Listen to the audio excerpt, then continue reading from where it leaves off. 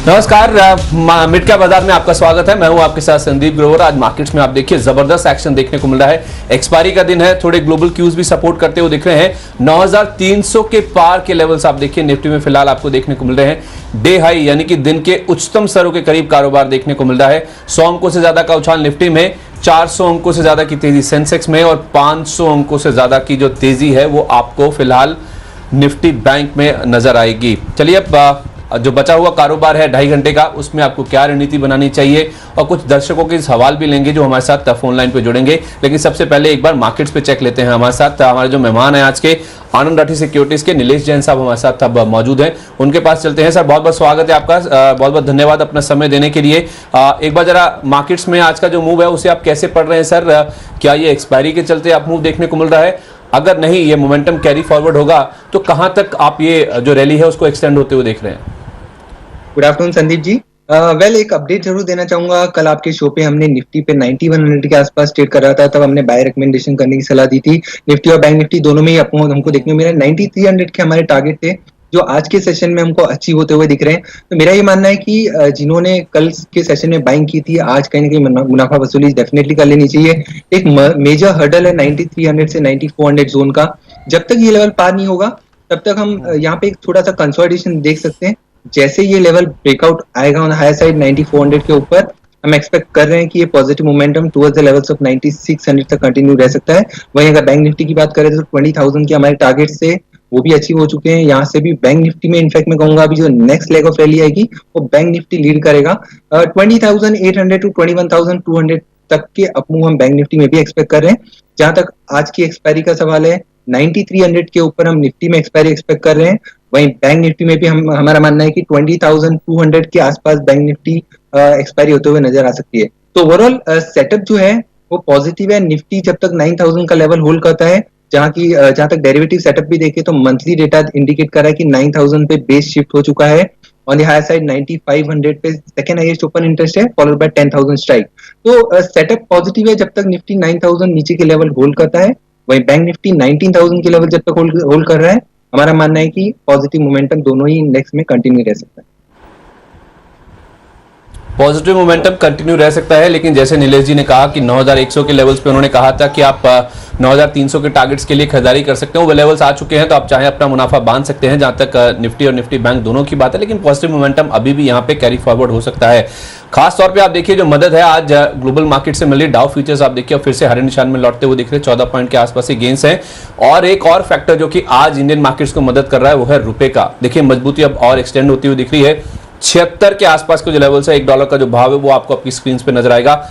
64 पैसे की मजबूती आप देखिए रुपए में फिलहाल देखने को मिल रही है। नीलेश जी, अगर आप रुपये को ट्रैक करते हो डॉलर वर्सेस रुपये, ये कितनी मजबूती और एक्सटेंड होती हुई दिख सकती है यहाँ पे? जहां तक चार्ट इंडिकेट कर रहा है तो मेरा ये मानना है कि 76.5 का एक मेजर रेजिस्टेंस है। जब तक वो पार नहीं करता है तब तक यहाँ पे भी हम एक छोटा सा कंसोलिडेशन देख सकते हैं। वहीं अगर डाउन साइड में देखें तो 75.30 75.50 का एक मेजर सपोर्ट जोन है। तो ओवरऑल थोड़ा सा मोमेंटम जो है वो यहाँ पे भी कंटिन्यू रह सकता है। ओके, ठीक है, ये राय है फिलहाल जहां तक रुपए के लेवल्स की बात है। हमारे साथ श्री कॉलर हैं हमारे साथ, दिल्ली से हमारे साथ मौजूद हैं। सर बहुत बहुत स्वागत है आपका, बताइए कैसे मदद करें आपकी? हेलो हेलो, बोलिए सर, बोलिए सर। अपने टीवी का वॉल्यूम अगर आप कम कर पाए तो हम आपको अच्छे से सुन पाएंगे। हेलो हेलो, बोलिए सर प्लीज। मैं शेयर हो जाऊंगा, मैं कस्टमर। आप सुन पा रहे हैं मुझे? हाँ जी, शेयर। बोलिए सर, आपका सवाल क्या है? कौन सा शेयर आपके पास? मैं शेयर हो जाऊंगा, कैसे चलना चाहिए?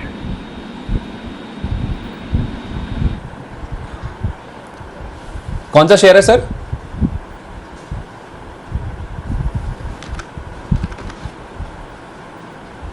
ठीक है, कोलकाता से हमारे साथ नए कॉलर जुड़ रहे हैं, उनके पास चलते हैं और जानते हैं कि उनकी कहां पे पोजीशन है। सर बताइए क्या राय जानना चाहते हैं आप? सर रिलायंस बोलिए सर।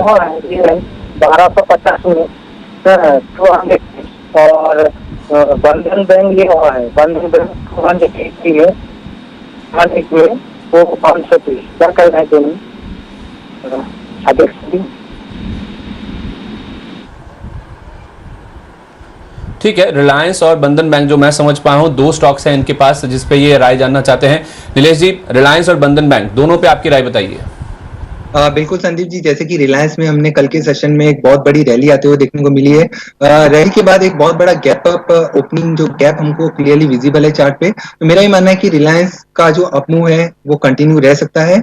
ऑन हाई साइड 1400 से 1450 तक का इमीडिएट लेवल हम एक्सपेक्ट कर रहे हैं। फ्रेश खरीदारी की सलाह तो डेफिनेटली इन लेवल पर मैं नहीं करूंगा, बट यहाँ पे अगर गिरावट हमको देखने को मिलती है तो डेफिनेटली फ्रेश लॉन्ग इनिशिएट किया जा सकता है। 1280 का सपोर्ट होगा एंड 1300 से 1350 की रेंज में अगर कोई रिलायंस को लॉन्ग टर्म के हिसाब से इनिशिएट करना चाहता है तो डेफिनेटली लॉन्ग करने की सलाह होगी। वहीं अगर बंधन बैंक में देखें तो एक कंसोलिडेशन देख रहा है, एक सिमेट्रिकल ट्रायंगल फॉर्म होता हुआ नजर आ रहा है। जैसे ही बंधन बैंक में 206 का लेवल पार होगा, ऑन द हायर साइड 215 तक का अपमूव हम एक्सपेक्ट कर सकते हैं। वहीं सारी लॉन्ग पोजीशन के लिए 198 का एक स्टॉप लॉस लगाने की सलाह होगी। अगर ऑलरेडी लॉन्ग पोजीशन है तो डेफिनेटली होल्ड करके चल सकते हैं। ठीक है, ये राय है जहाँ तक बंधन बैंक और रिलायंस इंडस्ट्रीज की बातचीत है। बंधन बैंक में हम देख रहे हैं कि आज मूव काफ़ी अच्छा देखने को मिल रहा है।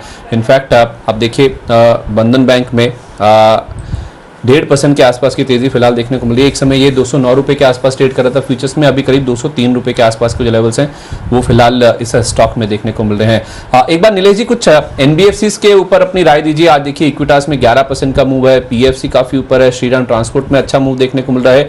कोई एनबीएफसी स्पेस से, कोई बजाज फाइनेंस, कोई एलआईसी हाउसिंग फाइनेंस या कोई पीएफसी या श्रीराम ट्रांसपोर्ट, कोई चोलामंडलम इन्वेस्टमेंट जैसे स्टॉक्स, इनमें सबसे अच्छा पैटर्न जो आपको नजर आ रहा हो? वेल संदीप जी, सारे स्टॉक जो आपने अभी डिस्कस किए उनमें एक अपमूव हमको आज के सेशन में आते हुए देखने को मिला है। इनफैक्ट आज एक काफी अच्छा बिल्डअप लॉन्ग पोजीशन भी देखने को मिल रही है, काफी वॉल्यूम अट्रैक्शन भी ओवरऑल स्पेस में देखने को मिल रहा है। तो एक प्रिफर्ड पिक जो मैं कहूंगा वो होगा उज्जीवन फाइनेंस और मुथूट फाइनेंस। ये दो काउंटर है जो हमको काफी पॉजिटिव लग रहे हैं। अगर उज्जीवन फाइनेंस की बात करें तो 160 का इसके अंदर बहुत ही स्ट्रॉन्ग सपोर्ट जोन बन चुका है और हायर साइड 185 से 190 तक का अपमूव हम एक्सपेक्ट कर सकते हैं। डेफिनेटली इन लेवल पर बाय करने की सलाह नहीं होगी। थोड़ी बहुत गिरावट होती है, मुनाफा वसूली होती है तो अगेन लॉन्ग पोजीशन इनिशिएट की जा सकती है। वहीं अगर मुथूट फाइनेंस की बात करें तो ऑन द हायर साइड 900 तक का एक अपमूव हम मुथूट फाइनेंस में एक्सपेक्ट कर रहे हैं। ऑन द डाउन साइड 780 का एक स्टॉप लॉस लगाने की सलाह होगी। ओके, मुथूट और साथ ही साथ उज्जीवन, ही दो ऐसे स्टॉक्स हैं जो कि पूरे ही एनबीएफसी स्पेस में नीलेश जी को काफी ज्यादा पसंद आ रहे हैं। चलिए अब आगे बढ़ते हैं और रुक करते हैं हमारे खास सेगमेंट एफआईआर का।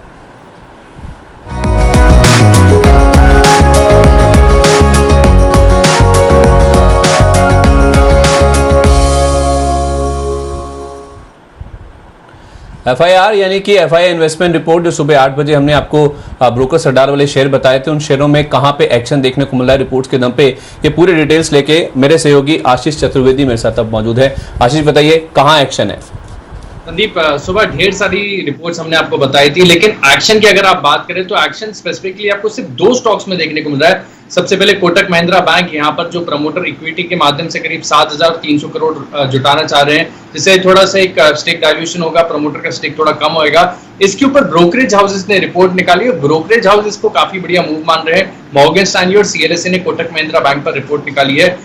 मॉर्गन स्टैनली जो है ओवरवेट की रेटिंग दे रहे हैं, 1680 रुपए पर लक्ष्य को बरकरार रखा हुआ है। सीएलएसए जो है ये खरीदारी की राय को बरकरार रखें 1425 रुपए के लक्ष्य के लिए। इसके अलावा एक और स्टॉक है जहां पर काफी ज्यादा एक्शन देखने को मिल रहा है। टाइटन लगभग 3% की गिरावट के साथ ये स्टॉक फिलहाल कारोबार कर रहा है, क्योंकि यहाँ पर जो गोल्डमैन सैक्स ने इसने रेटिंग को भी रिड्यूस किया है, डाउनग्रेड किया है स्टॉक को, और साथ ही जो टारगेट प्राइस है इसमें भी कटौती की है। न्यूट्रल से अब रेटिंग घटाकर ये बिकवाली की राय दे रहे हैं और लक्ष्य 803 रुपए से घटाकर 738 कर दिया है, जो कि फिलहाल अगर आप करंट मार्केट प्राइस से देखें तो काफी ज्यादा नीचे है। और इसके पीछे का कारण स्वाभाविक है, मान रहे हैं कि लॉकडाउन है, साथ ही जो एक कंज्यूमर डिस्क्रिशनरी पूरा स्पेस है, यहाँ पर डिमांड में काफी ज्यादा स्लोडाउन की चिंता होगी, जिसके चलते इन्होंने ये स्टॉक की रेटिंग भी घटाई है और साथ ही जो टारगेट प्राइस है इसमें भी कटौती की है। तो ये दो स्टॉक्स हैं जहां पर आज एक्शन देखने को मिल रहा है। कोटक महिंद्रा बैंक और टाइटन में एक्शन है। शुक्रिया आशीष आपका ये जानकारी हमारे तक पहुंचाने के लिए। नीलेश जी आपकी राय भी यही है, Kotak Mahindra long, Titan short? जी बिल्कुल संदीप जी। इनफैक्ट जहां तक कोटक महिंद्रा बैंक की बात है तो हमने इस पे ऑलरेडी रिकमेंडेशन दी हुई है, buy recommendation on the higher side. 1280 से 1300 तक के एक short to medium term targets हम एक्सपेक्ट कर रहे हैं। वहीं अगर किसी ने फ्रेश लॉन्ग पोजीशन अगर आज के सेशन में इनिशिएट की है तो 1180 का एक स्टॉप लॉस लगाने की सलाह होगी। और टाइटन डेफिनेटली एक स्ट्रक्चरल ब्रेकडाउन आते हुए हमको देखने को मिल रहा है। 880 टू 900 तक का एक शॉर्ट टर्म में नीचे इम्पैक्ट हम आते हुए देख सकते हैं। अगर जैसे ही वो लेवल ब्रेक करेंगे तो डाउन साइड 850 तक के भी डाउन साइड हम एक्सपेक्ट कर सकते हैं। वहीं जैसे कि हम प्राइवेट सेक्टर का हमने ऑलरेडी जिक्र किया है, कोटक महिंद्रा बैंक के साथ साथ आईसीआईसीआई बैंक भी हमको काफी स्ट्रॉन्ग लग रहा है। चार्ट पे एक high top high bottom pattern बनता हुआ दिख रहा है। तो प्राइवेट सेक्टर बैंक से अगर मुझे कोई दो पिक चुननी होगी तो होगा कोटक महिंद्रा बैंक और ICICI bank. Okay, Kotak Mahindra bank और ICICI bank private banking space से दो प्रेफर्ड पिक्स हैं यहाँ पे आपको करनी है खरीदारी। ये नीलेश जी की ओर से राय आती हुई दिख रही है। लेकिन अब हमारे साथ हमारे अगले कॉलर मौजूद हैं। हमारे साथ शुक्ला जी हैं, यूपी से, आइए उनके पास चलते हैं। सर नमस्कार, बताइए। सर ये हमारे पास जो है इसका चोलामंडलम फाइनेंस और कोटक बैंक। चोलामंडलम हमारे पास 160 रुपए का बाई है 400 क्वांटिटी में, और कोटक महिंद्रा बैंक है हमारे पास जो है 1360 रुपए के 20 शेयर। तो क्या यहाँ से एवरेज करें या अभी वेट करें? ठीक है शुक्ला जी, अभी कोटक महिंद्रा पे तो डिस्कशन हो ही रहा था, नीलेश जी ने राय दी है कोटक महिंद्रा और साथ ही साथ आईसीआईसीआई बैंक उनको काफी ज्यादा पसंद है जहां तक प्राइवेट बैंकिंग स्पेस की बात है। तो चोलामंडलम पे बात कर लेते हैं। आपने कहा कि 160 रुपए के आसपास आपके पास 400 क्वांटिटी है। नीलेश जी, मैं फ्यूचर्स में भाव देख रहा हूँ 4% ऊपर 157 के आसपास के लेवल्स हैं। क्या करना चाहिए जिसके पास 160 की खरीद के रखे हुए हैं? बिल्कुल होल्ड करना चाहिए। जैसे कि हमने ऑलरेडी डिस्कस किया, ओवरऑल स्पेस में एक पॉजिटिव मोमेंटम लौटता हुआ दिख रहा है। अगर स्ट्रक्चर की बात करें तो एक स्ट्रक्चरल शॉर्ट टर्म ब्रेकआउट भी हम आते हुए देख रहे हैं चोलामंडलम फाइनेंस में। अपनी लॉन्ग पोजीशन को डेफिनेटली होल्ड करने की सलाह होगी। ऑन द डाउन साइड अगर एक स्टॉप लॉस है तो 150 का स्टॉप लॉस बन रहा है। ऑन द हायर साइड 162 से 165 तक का एक शॉर्ट टर्म में अपमूव हम एक्सपेक्ट कर रहे हैं। तो अपनी लॉन्ग पोजीशन को डेफिनेटली होल्ड करके रखना चाहिए। 150 के स्टॉप लॉस 150 का स्टॉप लॉस लगा लीजिए। ऊपर में 162 165 तक के लेवल्स देखने को मिल सकते हैं। प्रशांत जी हमारे साथ मौजूद है नासिक से, उनके पास चलते हैं। सर नमस्कार, बताइए क्या सवाल है आपका?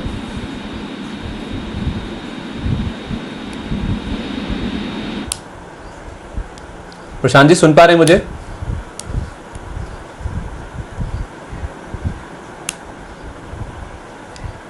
चलिए उनसे संपर्क।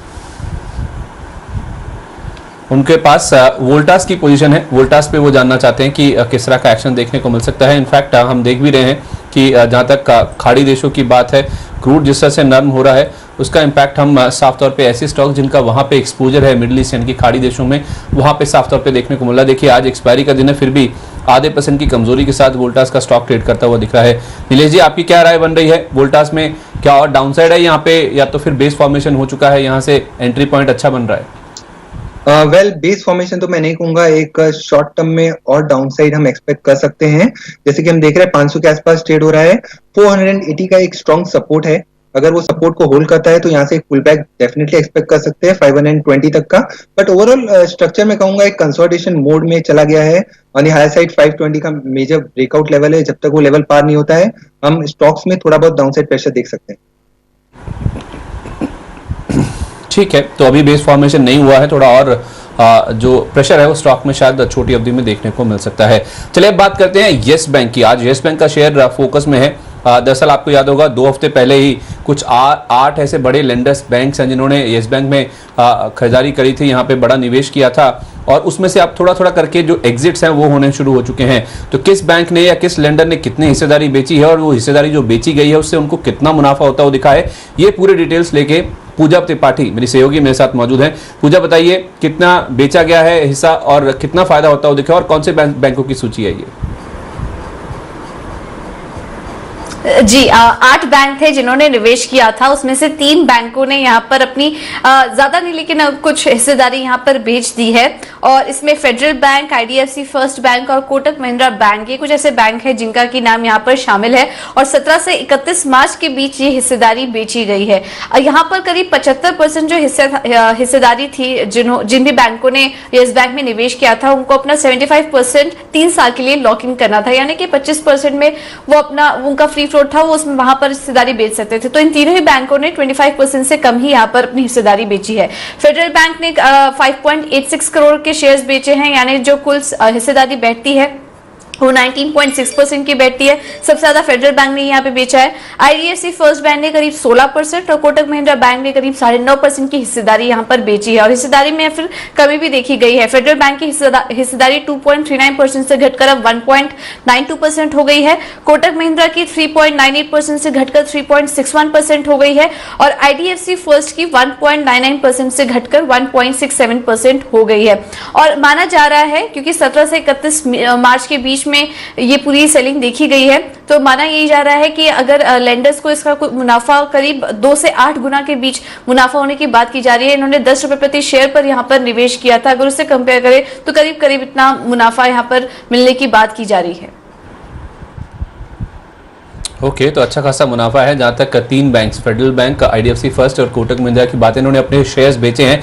जितना हिस्सा इन्होंने लिया था उसका 25% को परमिटेड था कि ये बेच सकते हैं, हालांकि उतना नहीं बेचा गया, लेकिन अच्छा खासा मुनाफा होता हुआ दिखा है। नीलेश जी, हमने कोटक महिंद्रा बैंक की तो बात ऑलरेडी कर ली, अब फेडरल बैंक और आईडीएफसी फर्स्ट बैंक, या चाहे आप इसमें येस बैंक को भी जोड़ सकते हैं, इन तीनों में से कौन सा ऐसा प्रेफर्ड बैंक है या अभी भी कोटक महिंद्रा बैंक के साथ ही जाना चाहेंगे? वेल, कोटक महिंद्रा बैंक तो प्रीफर्ड पिक है ही। अगर हम ये तीनों बैंक की बात करें तो येस बैंक तो डेफिनेटली मैं अवॉइड करना चाहूंगा।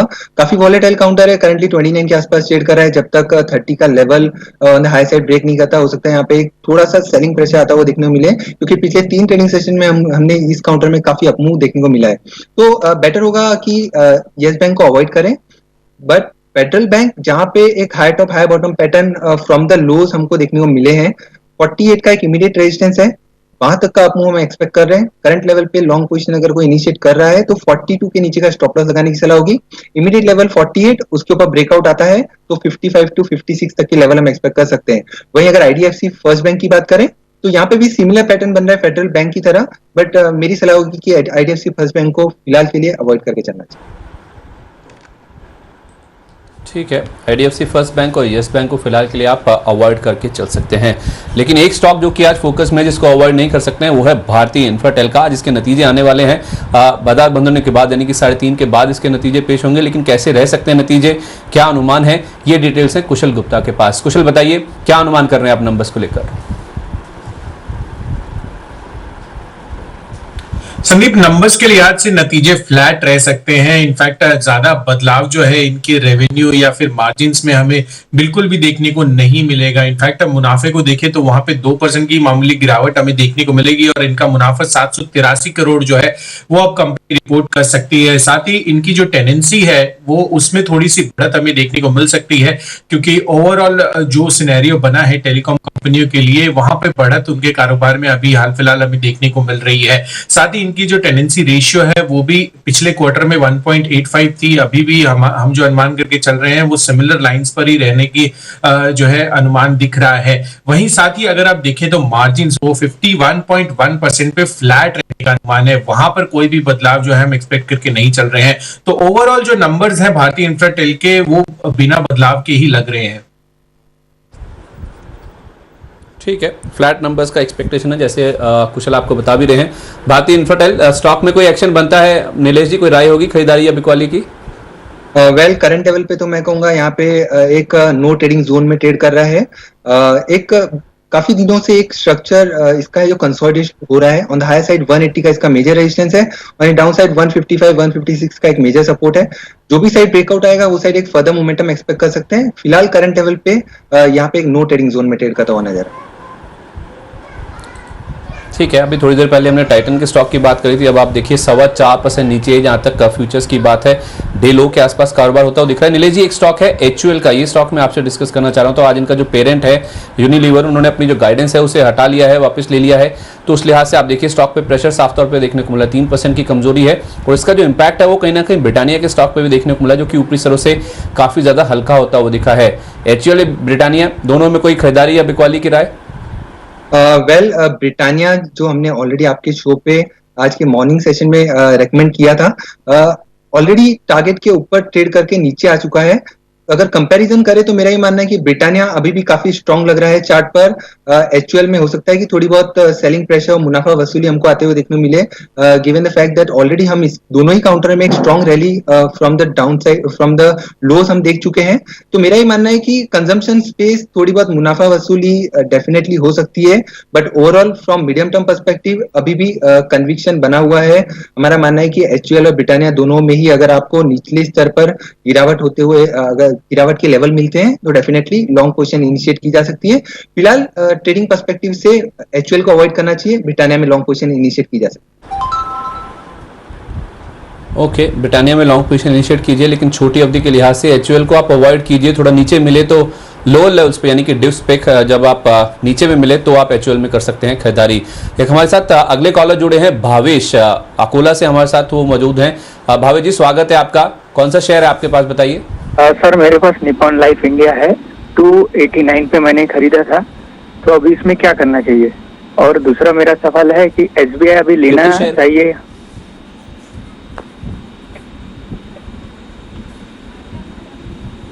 निप्पॉन की कितनी क्वांटिटी है सर आपके पास? मेरे पास 100। ठीक है, और एसबीआई आप लेना चाहते हैं, राइट? हाँ हाँ। चलिए ठीक है, नीलेश जी से पूछ लेते हैं। नीलेश जी, निप्पॉन लाइफ जिनके पास 289 का रखा हुआ है उनको क्या करना चाहिए, और एसबीआई में फ्रेश एंट्री के लिहाज से पोजीशन बनती है नहीं बनती है, इसके ऊपर राय दीजिए। वेल संदीप जी, अगर नाम इंडिया की बात करें तो निचले स्तरों से हमको जो रैली देखने को मिली थी वहां पे अभी एक थोड़ी बहुत मुनाफा वसूली हमको देखने को मिल रही है। करंटली 263 के आसपास ट्रेड हो रहा है। मेरा ही मानना है कि यहाँ से एक छोटा पुल बैक हम एक्सपेक्ट कर रहे हैं, जो कि टुवर्ड्स द लेवल्स ऑफ 280 से 285 तक का आ सकता है। जब ये लेवल आए तो डेफिनेटली अपनी पोजीशंस को हल्की कर लेनी चाहिए, पोजीशन से एग्जिट कर लेने की सलाह होगी, बिकॉज एक स्ट्रक्चरल इंप्रूवमेंट अभी भी हमको देखने को नहीं मिल रहा है। मेजर ब्रेकआउट जो है वो 300 के पार आता हुआ देखने को मिला है। जब तक वो लेवल नहीं निकलते हैं हो सकता है स्टॉक्स एक कंसोलिडेशन मोड में चला जाए। वहीं अगर स्टेट बैंक ऑफ इंडिया की बात करें तो इसके अंदर एक बेस फॉर्मेशन डेफिनेटली बनता हुआ नजर आ रहा है। 174 का एक स्ट्रॉन्ग सपोर्ट है।